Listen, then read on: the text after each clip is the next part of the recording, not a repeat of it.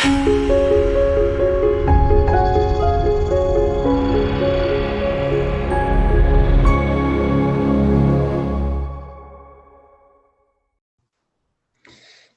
is February 2nd, 2021.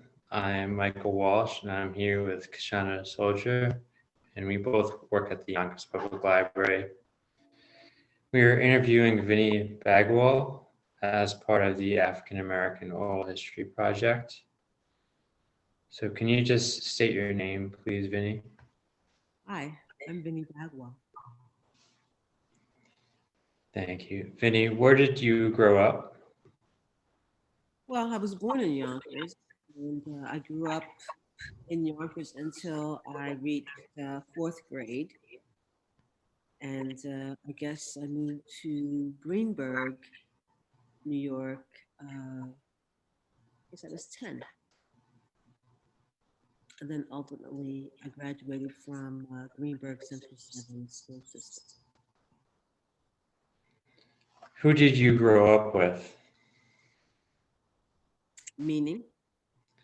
Like, do you have brothers and sisters? Oh, my parents, and I have a sister. Oh, okay.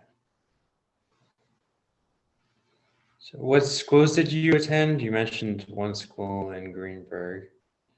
Okay, so starting at the top, I went to kindergarten, school 19, Yonkers Public Schools. Then I went to school 2 and school 9. I was in a visual handicap class from grade 1 through 4. This is Nussbaum, Janet Nussbaum was the teacher. I don't know if the city of Yonkers still has that kind of program for the visually handicapped, but at the time, that class taught grade 1 through 6.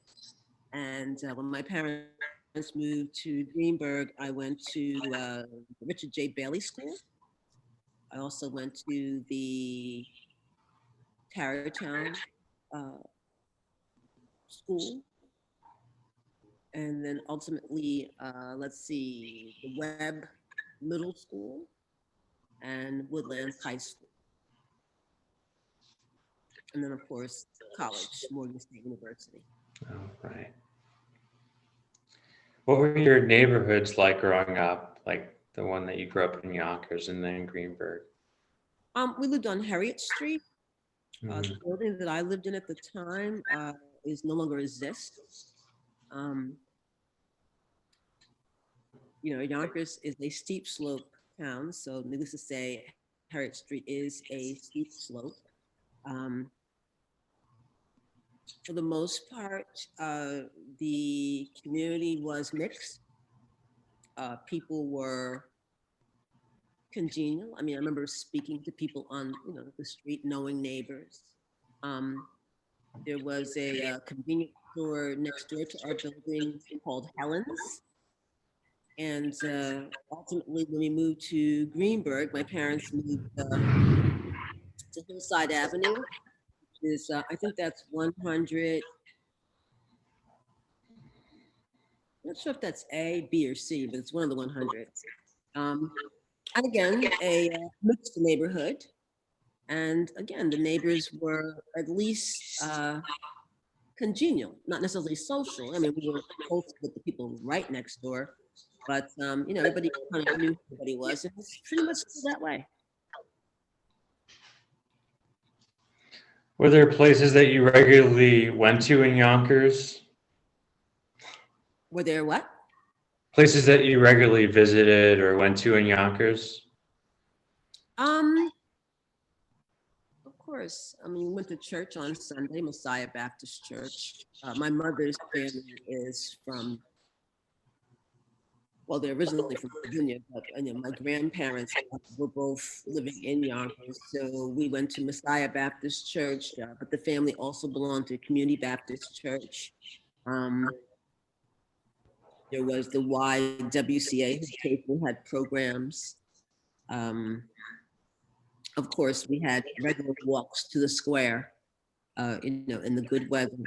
There was Dave's Toy Store, the Nungs, where T-Mobile is now, the library.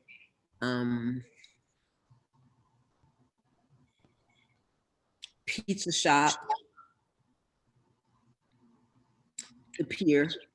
We regularly went down to the pier to see pretty much the water. I loved coming down to the pier. And that's probably the most common places we went. And of course, there were, relatives that lived, in the Yonkers area that we visited on occasion. Are you still involved with the Baptist community? Or do you still? I mean, again, having grown up in the church, for funerals and weddings and special occasions, I spent the first 13 years going to church every Sunday. And when I was old enough to decide for myself, I was like, can I listen to Farrakhan on the radio instead? I mean, I just was not into going to church every Sunday anymore, so I don't do it. But as I said, occasionally for programming and things like that, yes. I mean, I know who the ministers are, to the churches. So to some degree, I have some, at least knowledge of them still. What did you enjoy doing in your spare time growing up, like in the Yonkers? A loner, wasn't really social. I was perfectly happy drawing in my room. My mother was pretty good about, exposing us. So, for instance, in the good weather, we were quick to get on the train, go into the city, the museums, Museum of Natural History, the Met, she took us around to museums. She had family in Brooklyn, so that was an adventure. I remember growing up thinking that Brooklyn was Philadelphia because it took 2 hours to get there on the public transportation. I was really shocked that it's only about 45 minutes away when I finally learned how to drive. But for the most part, I think most of my memories are probably church oriented. Oftentimes the churches gave social events and things like that. I was a member of the choir. I was a member of the usher board. I mean, all the stuff that kids do in the Baptist church. I was involved with that. And then my mother has a tremendous family. It's a very, very large family. Old names in Yonkers. My mother is Atune, which is her maiden name. And then of course the Lees, that also have a long history in this city. So a lot of my memories are family-oriented events, cookouts, parties, things like that. When did you first become interested in creating artwork? When they let me hold a pencil when I was like 4, I was given instructions, not allowed to mark on the wall, and I was like, okay, not a problem. And so, I started off drawing. My father worked for Polychrome, which was down on Alexander Street at the time. And he was a supervisor in the production section. So he kept me stocked in paper, giant 18 by 18, like 2-inch high pads of paper. And I was perfectly content just drawing.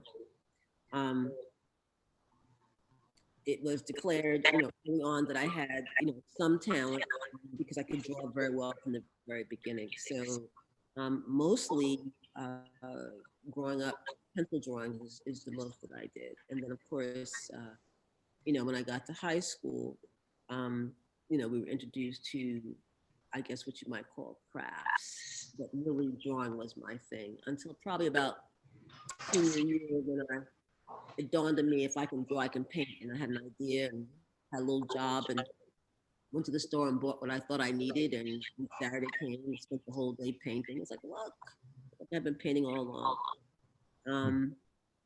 Didn't really get to sculpting until much later. I was 36 when I started sculpting. And again, was because I had a painting block. It occurred to me that I hadn't painted in 7 years, which is a concern when you're one of those people that have been drawing almost every day of your life. So, I tried sculpting to prime the well. It's like, oh, look at this. I do that too. I had mentors in high school. So at that time, 8th grade was high school. So when we arrived at Woodlands High School, the English chair announced herself as my mentor. And she challenged me to take all the English classes that the school offered. So you had Regents English, and then you had extracurricular English. So I took expository writing, critical writing, um, um, oh my God, uh, writing to influence. I mean, every kind of writing class they had, I took it. So I took 2 English classes every year, 8, 9, 10, 11, and 12. So Oh, needless to say, when I got out of high school, I was a very good writer. So that made college a breeze. And 20 years later, when they decided to honor that teacher, they called me into roaster. And needless to say, I broke into tears because like everything I do, everything I am is because, she had the foresight to uh, emphasize the importance of being a good writer. And, even now, most of what I do requires good writing, persuasive writing. So I think that was a tremendous influence. And then, of course, after that, I continued to have mentors. I had a mentor in college, had a mentor afterwards. It's always good to have people around you that are smarter than you. yeah, it's important. Mhm. Have you experienced racial discrimination or prejudice? Well, in the New York metropolitan area, there is racism, there is bias. Um, it is much more covert than in the South. In the South, you know when you encounter a racist. I mean, they're pretty much forthright. Here in the North, it is much more covert, much more subtle. Sometimes it's hard to tell whether you're dealing with a personality difference or if you're dealing with somebody who's racist. And so I'm going to say yes, but I don't have any really distinct stories to tell. It's one of those things where you have an encounter, an exchange, and you're like, what is wrong with them? And you can't decide. This is the problem. You can't decide whether it's personal or whether that person's got issues that, you can't help people with that. Were you involved in any civil rights movements or marches? No. For the most part, I'm going to say no. I am old enough to remember Kennedy's death, Martin Luther King, his death, Robert Kennedy, his death. Um, watching these things on TV, um, talking about it in current events at school the day after. Um, but I did not get literally involved with protesting. I read a lot of really remarkable books at an early age. My mother had me reading Malcolm X when I was 10, down these mean streets when I was 10. I read a bunch of really interesting books the summer that I was 10 and became aware of the disparity between Black and white people, but was not compelled to get into a protest per se. Did you follow the desegregation case in Yonkers at the time that it was happening? No, I wrote about it years later, but at the time, I was probably just distracted by my life and wasn't paying any mind. Oh, okay. So, did you like write an article about it or a book of some kind? Study of African American life from the turn of the century was written in 1992. And in order to write that chapter, I was living in suburban newspapers morgue for the Herald Statesman. In those days, archives were physical, so they had a physical morgue, a room that just had banks and banks of literally file cabinets with copies of old newspapers. So I had to read the newspapers on that subject matter. And in those days, they were very, very organized. So you could find things either by date or by subject. And so that's how I learned about the details of the desegregation lawsuit. And I wrote about it. Oh, thank you. Yeah, we'll have to spread that word, to people that don't know about the book. I'm sure, most people in the Yonkers community know about it, but I definitely would like to spread the word more about I it. was just thinking the other day, it's like that book is 30 years old now. My God. Yeah. Mhm. Time goes by. Yeah. I definitely want to reread it. Mhm. What does Black History Month mean to you, Vinny? Black History Month exists because we're all American, but we're not all treated like Americans. And so there is a tremendous amount of history about Black people that has not been documented, that even we don't know. Um, and so it's an opportunity to learn new things, an opportunity to uh, celebrate things that we do know, to exalt those people who have fought the fight and made our daily lives possible. Um, it is an opportunity to just simply say thank you for the day, because there were so many people who took the time to put their lives on the line to make it better for others. And so, that's mostly what it is. And frankly, it's for white people so that they can understand the value of what Black people have contributed to this country being what it is today. Are there African American leaders that stand out to you? Are you talking about locally, generally?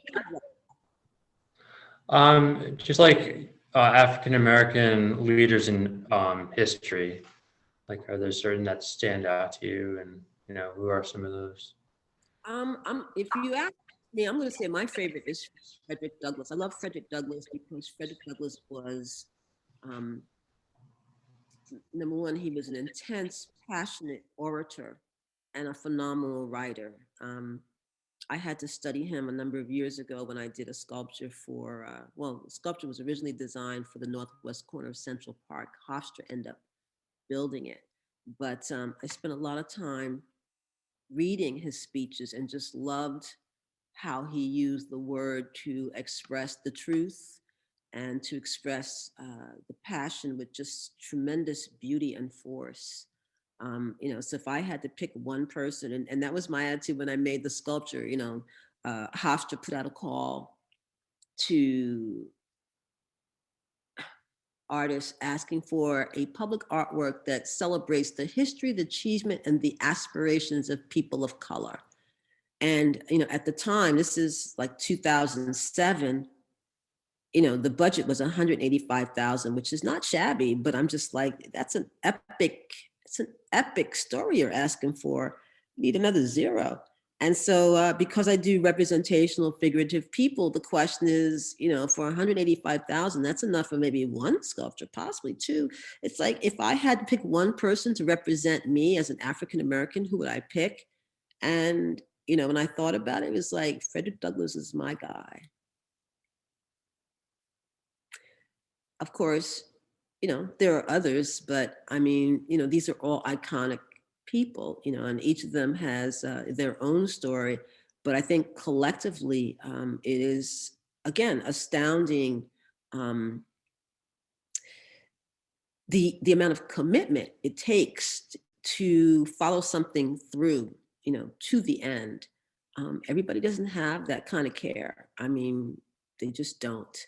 And so you have to admire, the icons for sure, for the time and the sacrifice and the energy and everything that they put of themselves, to move the race forward.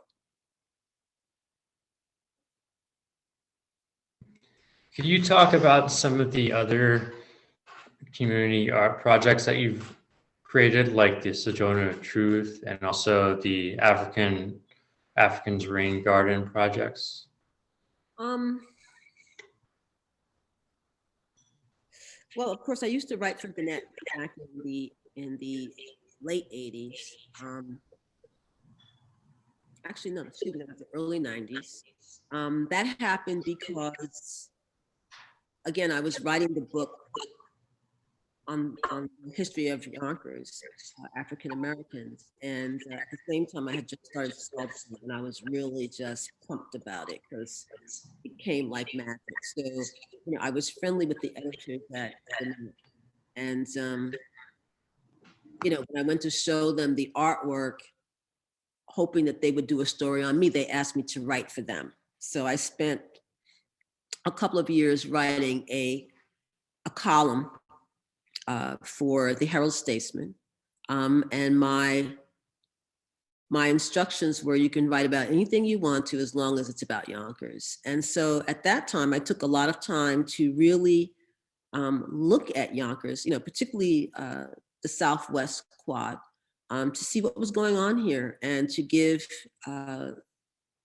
some attention and put light on stories that most people just don't know. So I talked about all kinds of things, organizations, individuals, projects, different things. And I did that until I ultimately got funding from the city of Yonkers to start the Ella Fitzgerald sculpture.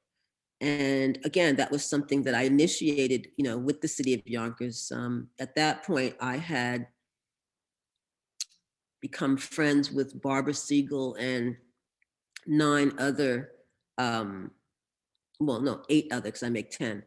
There were 10 of us, who had decided that we wanted to create an arts organization because we wanted to create arts programming for the downtown waterfront district.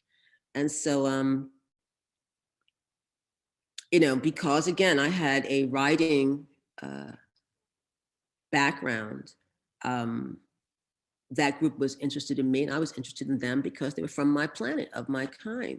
And so in the beginning, I was writing proposals to the city of Yonkers to do arts programming. So the first year we got funded was to do what you now know as the Sculpture Meadow. Originally that started off as only 9 sculptures. We gave students jobs that summer to work with professional stone carvers. Barbara was running that project. And it was one of those things where the New York Times the editor was going by on the train every morning trying to figure out, like, what are they doing?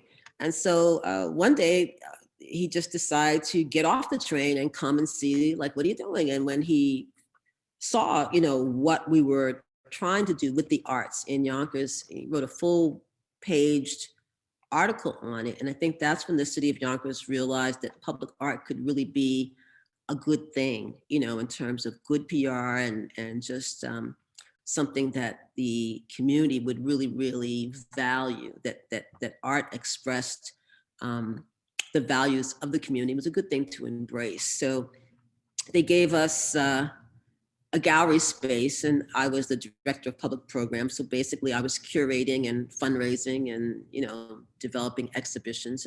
And that was really, really good because at the time, the downtown waterfront was blighted. There was nothing there. Like what we know now did not exist. So at that time, basically you had, of course, the train station, the post office. It was Tyrone's, the tavern, the hardware store, and the liquor store. That was it. Everything else was blighted. And so, when you drove down Main Street at night, the only lights on were the lights on the gallery. I put them up one year for Christmas and just left them up. And, people would stop by the space at night and just kind of stare in the window and come by during the day and, talk about how they kind of saw it and was curious. And so it was a good thing because it created such interest in art, the artist community came out the woodwork. At some point we had a list of more than 200 artists, the folks that you now have in the library.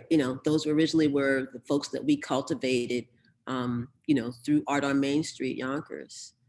And so ultimately, I got the funding to start Ella Fitzgerald, but it wasn't enough to complete it. And the Foundry gave it to me as a gift. Ironically, that sculpture became the first sculpture of a contemporary African-American woman to be commissioned by a municipality in the United States of America. So that's a big deal for Yonkers. It's a big deal for me too. And so, that was the beginning of cultural development for the downtown waterfront district. I left Yonkers for 10 years, and during that time, Barbara and others, began to write other kinds of programming, and things to do. And so it's kind of caught fire. At some point, they expanded the Stone Meadow. It got moved from being over by the pier to where it is now, which is over by the Apex residence. And so that was the beginning of that. And then, of course, I began competing for art. Public art commissions are now done pretty much electronically, with the coming of email. And it's so weird to think about it because we didn't have email in the beginning. I don't know how anybody got anything done. We didn't have email. We didn't have anything. We had Yellow Pages and 411 and stuff like that, it's just, when you think back on it, I don't know how we got anything done. But of course now, I am competing on a regular basis. I'm having a very nice run right now, which is marvelous. Frederick Douglass is at Hofstra. I created public artwork for Memphis regarding Native Americans, African Americans, Hispanic Americans. I've had 4 commissions with the District of Columbia. Again, these are all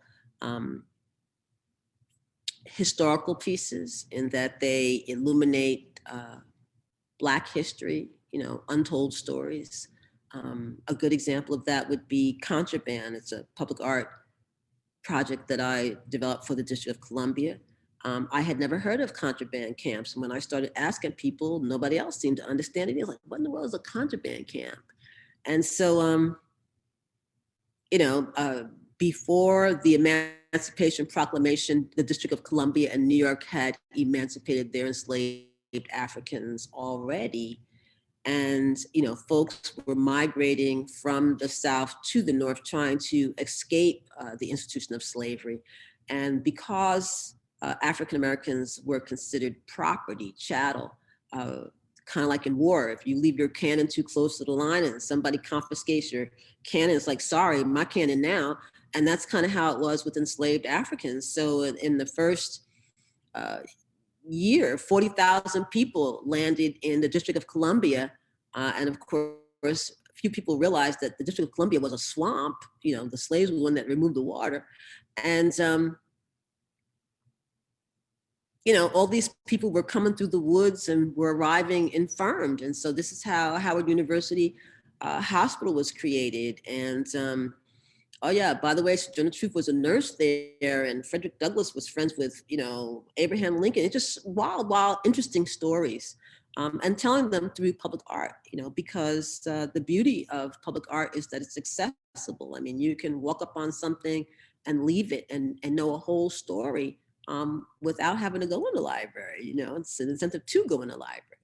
And so with that, I began to gain a sense of responsibility to tell these kinds of stories. So fast forward, New York City, Mayor de Blasio and his wife announced that they're going to create a $10 million fund to create sculptures to celebrate African-American history and Black women. She built NYC, and then they had a bunch of other commissions that they were offering as well. So I became a finalist for Victory. Victory is to replace the J. Marion Sims sculpture that was on Fifth Avenue at 103. And again, more stories that people don't know. It's like, this man is the father of gynecology.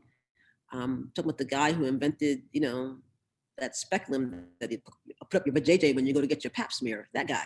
And he became famous on the backs of these women experimenting, on their reproductive systems with no anesthesia and no painkiller.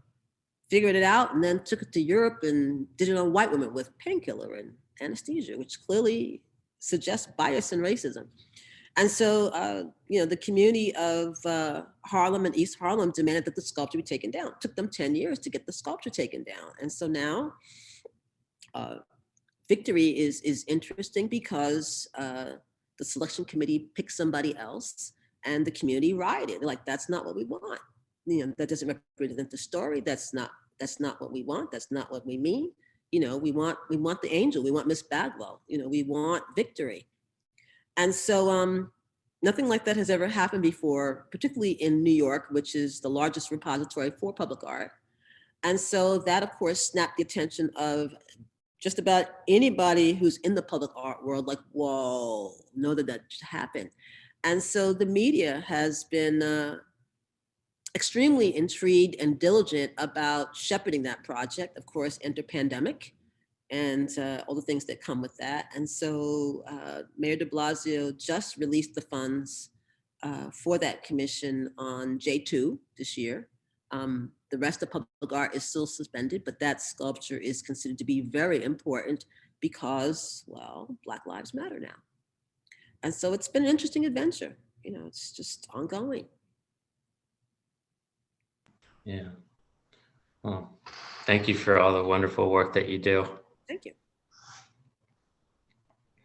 What do you do to celebrate Black History Month? Is there any music you go to? Every month for me, it's not like all of a sudden February I remember that I'm going to be celebrating Black History. I'm doing Black History 365. Yeah. What I do for social media's sake is to take the time to illuminate certain things more frequently. Like yesterday I posted 3 things. Normally I'm busy. I might go a couple of days and not think about social media because I'm busy. But during Black History Month, take a minute and try to reiterate stories that people already know, or try to illuminate aspects of stories that people don't know. There are a lot of things that a lot of people take for granted. Like last night, I'm sitting here researching for a proposal that I'm submitting on Friday. I was on merit for the city of Norfolk, and the subject is Richard A. Tucker, who was the first Black principal for Norfolk Public Schools. He also was clergy. And so I'm researching the Black church, and it dawned on me that when we talk about church, Black church is not like white church, not even vaguely. Everything is just totally different. And, I had taken that for granted. It's like, that's something to talk about. Because Black churches had to take on a whole lot more responsibility for the community. And I know this to be true because I lived through the Black churches growing up. The Black church was a mediator, for the Black community. This is where you might hear about a job, where, if you needed an issue resolved for housing,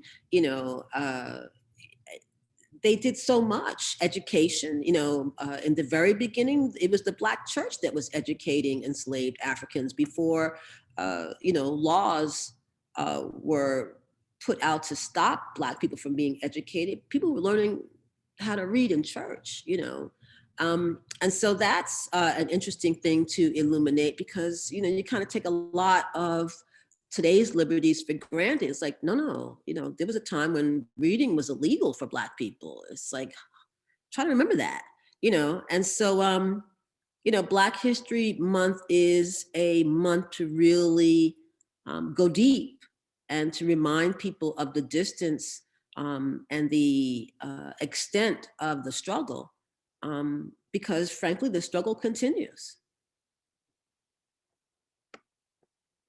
Yeah, thank you. Kashana, do you have any questions that you would like to ask? Sure, I have 2. So you mentioned just a second ago that the struggle continues, and then you mentioned before about Black Lives Matter. So I know Michael asked you before about the civil rights movement, but I wanted to know, sort of thinking about Black Lives Matter, what do you think is sort of the ongoing struggle that African Americans have on a daily basis, locally and nationally? I'm just gonna go get real. It's the same shit, different day. It is. We're still encountering bias and racism at so many levels in so many ways. Example, I'm trying to come up with an idea, a winning idea for the replacement of J. Marion Sims. And without going into too much detail, I decide that I want to do a Black angel. The reasons don't matter. I just decide that's what I think I want to do. You know, a victory is a kind of angel. You know, if you believe in angels and the afterlife and all that. There are 7 different kinds of angels. You got cherubs, you got archangels, you know, you got guardian angels, and then there's something called a victory. And the victory is the kind of angel that receives you at the end of your life. Your guardian delivers you to the victory, and the victory delivers you back to the light, universe, God, whatever you want to think. Point of it is that I'm Googling. This is in 2019. There are no Black angels in public art. Google, you tell me if you find one. There are none. You just don't see them. I'm not talking about Thomas Blackshear and figurines. I'm talking about public art in public places. What does that mean? Does that mean Black people aren't in heaven? What does that mean? I mean, subliminally, what does that mean? You know, there's an issue of, let's talk about documentation. Example, I'm doing 2 public artworks right now. I'm doing one for Norfolk, I'm doing one for Boise. Let's talk about Norfolk. Norfolk has a horrendous history of racism, horrendous. I mean, heartbreaking, horrendous. It's the South, it's below the Mason-Dixon line, Jim Crow, all that. They're naming a brand new library after the first Black principal, but they don't have this man's bio. They don't have his history. I got to call I got to call a bunch of people down there and say, well, okay, so he was born in 1850. Do we have a birth date? No. Do we know what school he went to? We know elementary school. He went to Howard University. What year did he get to Howard? We don't know. Well, what was his wife's name? We don't know. When did he start teaching? We don't know. Okay. Again, it's because the history has not been documented. So I'm standing on my head, you know, demanding that somebody take on the responsibility to research this guy. Unless they want to pay me, I'm willing to do it. I mean, I do history, it's not a problem, but that's not what my contract's about. The issue is that when it comes to documentation of Black lives, it's just really, really sparse. And so, you know, from the standpoint of someone who believes in writing, who believes in literacy, who believes in storytelling, it is very frustrating because, again, you can see that there was no value in documenting Black lives. I'll give you another one. I'm doing a project for Montgomery, New York. This is Orange County, New York, okay? 15 minutes north of Woodbury Commons, in case you're not familiar. 86 children buried along the side of the road in the woods. When I say children, I mean little kids. I mean like high school, you know, under 20 years old, youth. I'm talking to the historian up there. Do you have the history of this place? Well, you know, the history is very vague.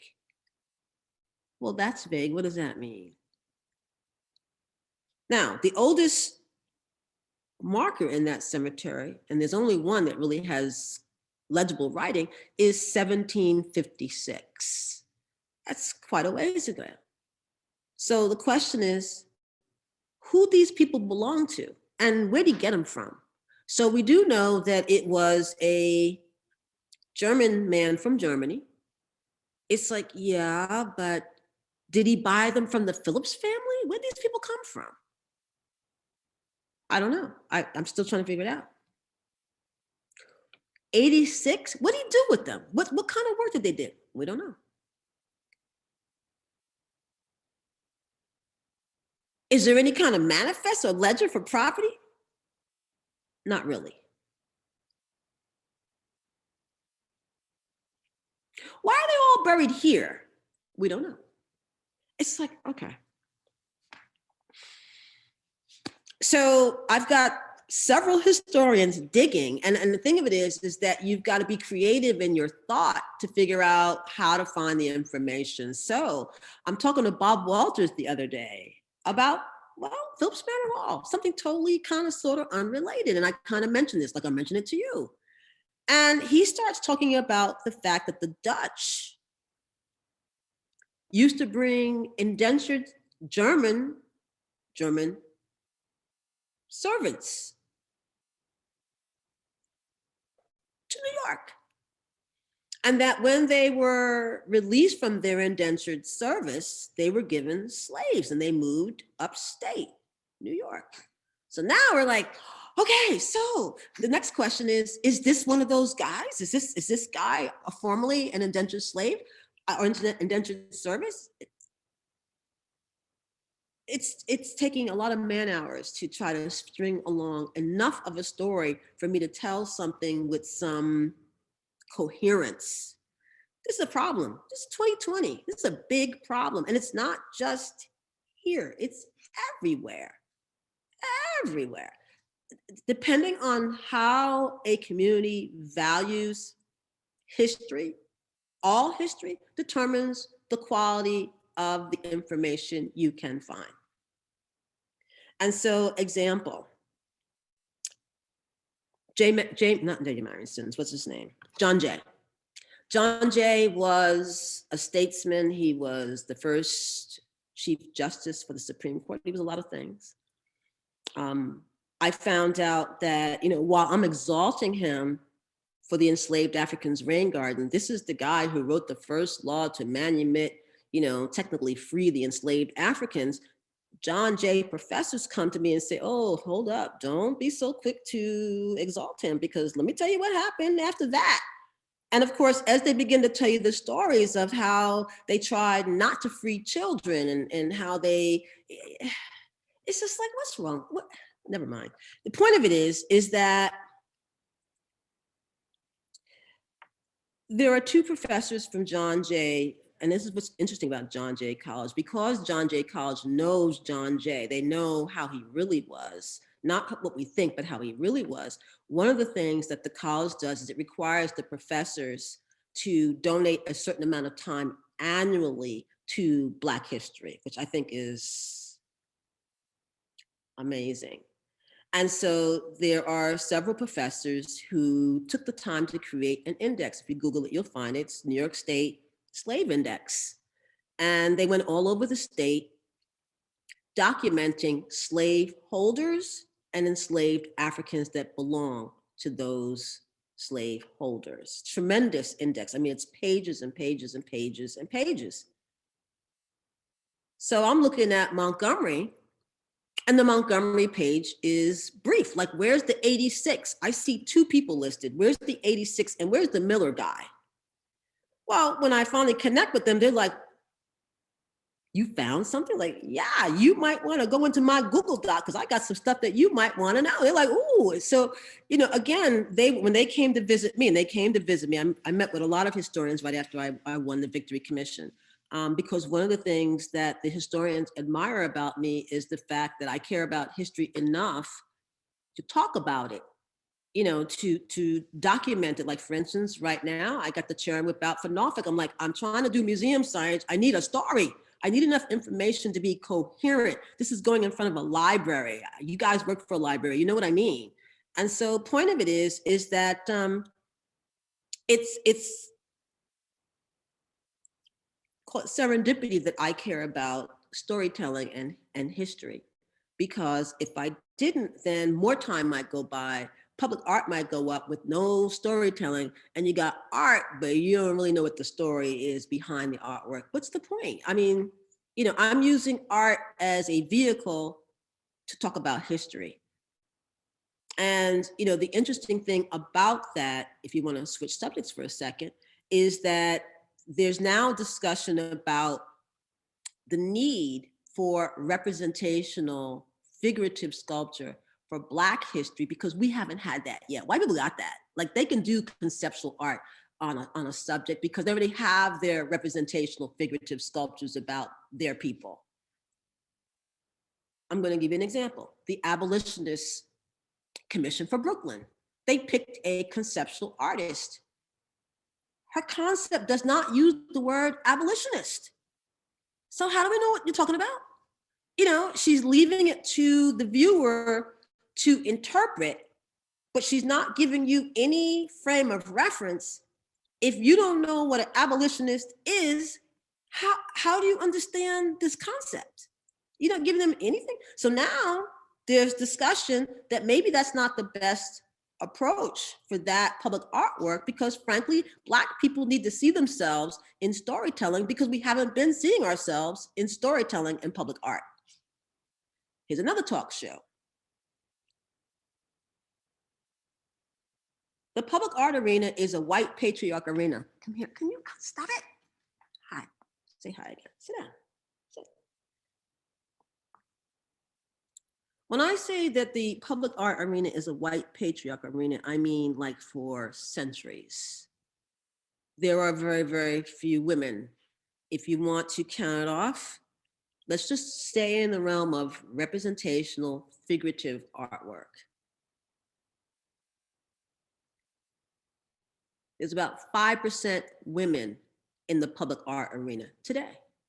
There are less than that represented by Black people. The only reason why I'm in the arena is because I was given an entree when I was doing Ella Fitzgerald.